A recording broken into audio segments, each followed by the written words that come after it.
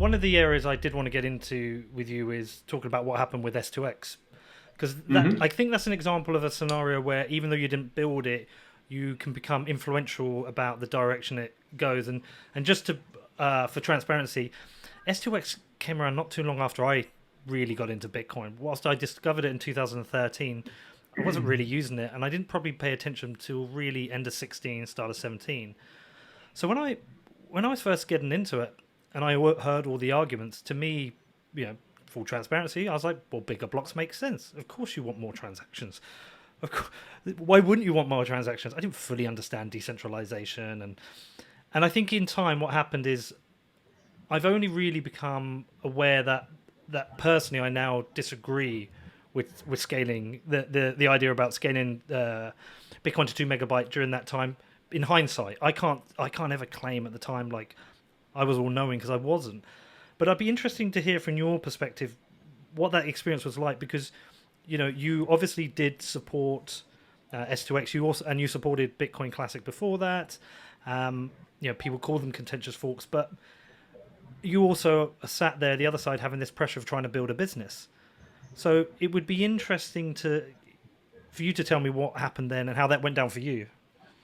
Yeah, yeah. There's a lot of history there, and by the way, I'm curious to hear your point of view too, how you've evolved on that over time. Yeah. Um, let's see. So, oh man, there's a lot of history there. I Mm. think the general way I looked at it was, everything we were doing at that time was Bitcoin, and I felt like Bitcoin is like TCP/IP for the internet. It's the one that everybody's building on.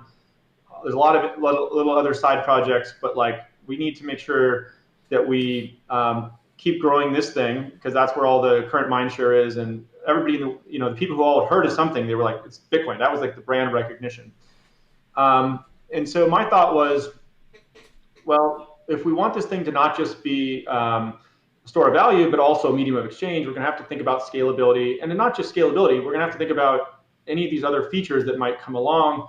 Maybe we can have a protocol that evolves, right? So like if there's better privacy features or, smart contract stuff or whatever that comes along, we should probably keep trying to upgrade this protocol so that it keeps growing and continues to have the most mind share. Now, there's a very valid argument on the other side of that, which is twofold. In my mind, one is there is a trade-off in terms of decentralization, right? Like if you keep growing the blockchain and the number of transactions per second that are being stored there, well, it's harder and harder for individuals to kind of run a full node.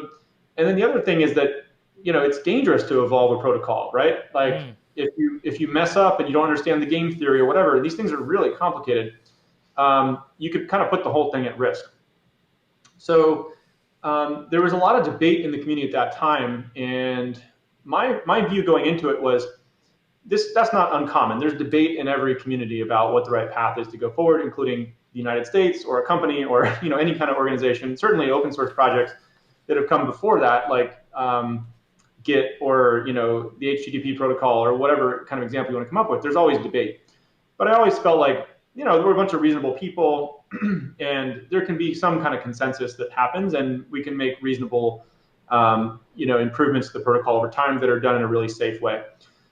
What I guess happened at a certain point was I felt like the communities were becoming kind of so divided that I realized, wow, there might not actually be a path for us to move forward together as one group. And I was really trying to avoid that happening because I felt like if the community, the whole crypto community, which was most like 95% Bitcoin at that time, if it started to fracture at this early stage, it could set back the whole industry.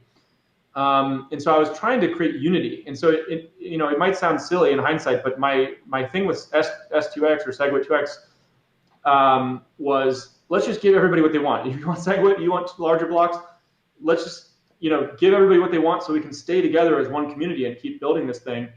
But I guess that was perceived as hostile too. And so there really wasn't much thought that went into it other than that, to be honest with you. There was a bunch of people in the community kind of talking. I'd get random phone calls. I'd get random text messages and stuff. I was like, can everybody just get what they want and we can all move forward? Like, that sounds good. But it didn't work out that way. So in hindsight, you never really know.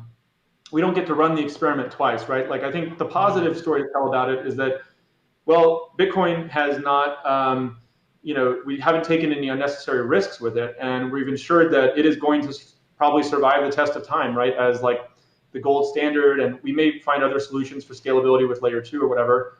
I guess the other way to look at it is what would have happened if we'd found a way to kind of safely scale it.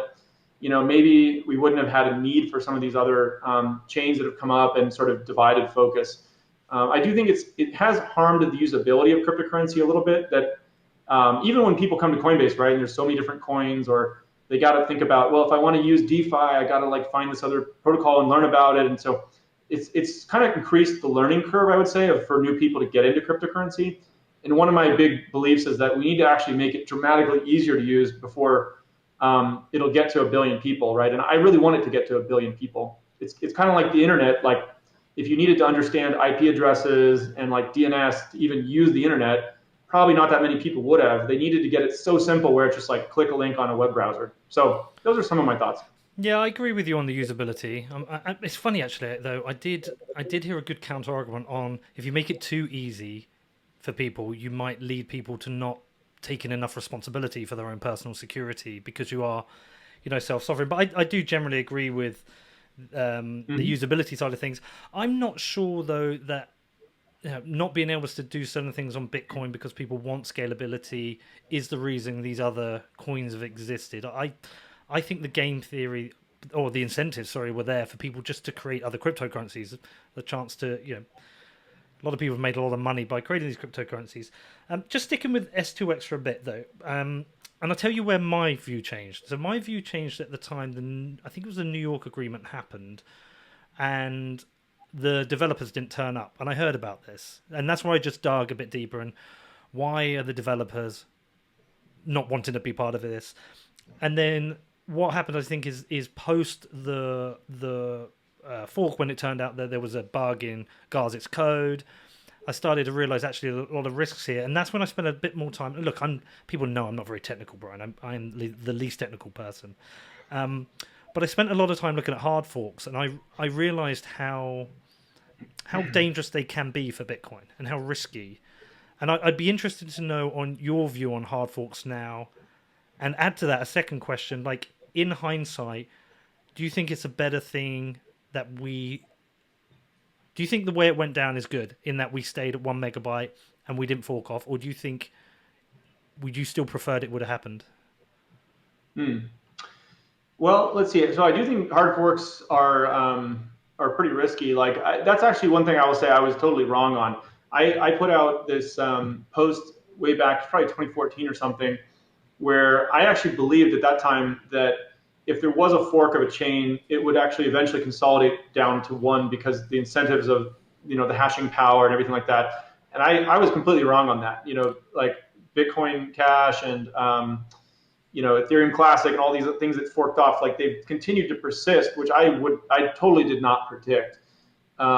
So to your question about whether it's good the way it ended up with this kind of faction forking off, I really don't know, like, because we never get to run the experiment twice. Like there's a version of history where we had tried to do SegWit2x and maybe other changes in the future, and it had actually put the whole thing at risk, and the thing imploded because there was a bug in the code, right? And crypto just kind of dead-ended, or maybe it had to be rebooted in some next generation or something. That would have been a huge setback, and maybe we avoided that fate, right? But maybe we also avoided an outcome where people had started to use Bitcoin earlier on for more things, or like for more as a medium of exchange or something like that. It's really hard to say. Yeah, the kind of conclusion I came to is that I don't think Bitcoin on the base chain will ever be a medium of exchange unless it's big ticket items. I kind of came to that conclusion, and one of the things I've always struggled with Ethereum is when people talk about decentralization, I say directionally it's becoming more centralized. So it doesn't matter if it is decentralized, directionally it's becoming more centralized. Whereas with Bitcoin, it seems to be directionally always focused on increasing decentralization on every aspect as much as possible. So I've always been a fan of that. But I guess, do you have any regrets with it? I mean, kind of like Vences came out and said he was wrong. You seem to be kind of still on the fence. Maybe we don't really know. But do you have any regrets through that process? Because a lot of people have hung their hat on standing by their original choices and taken a lot of criticism for it. Yeah. Well, I think one of my regrets about it is that I was probably more strident than I should have been. So at that time, at that point, I felt like, hey, I have an opinion on this. I really got to make it known.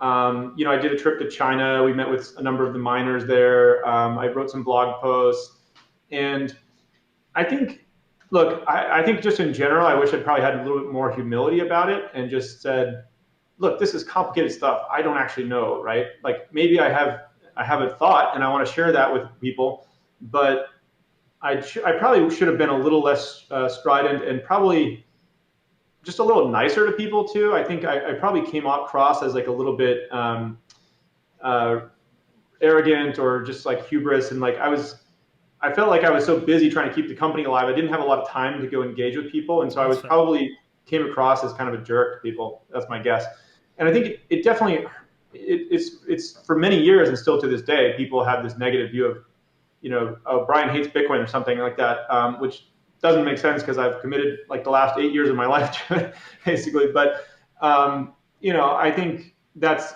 something I regret.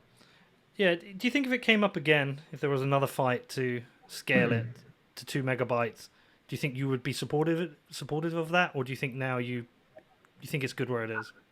I think that ship has sailed.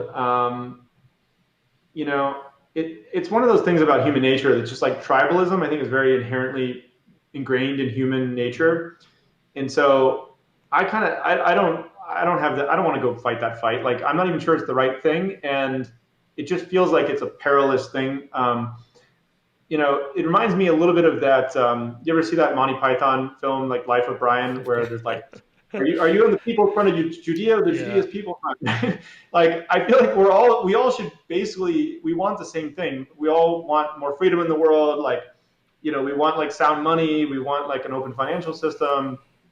Um, we want this technology to unlock a bunch of innovation. So my whole thing is like, I don't know, how can we all try to help make that happen together? And look, I'm the first one to admit, like I probably could have been more inclusive, collaborative, like with a bunch of people out there. So that's my fault. But hopefully we can kind of work together as an industry just to make progress.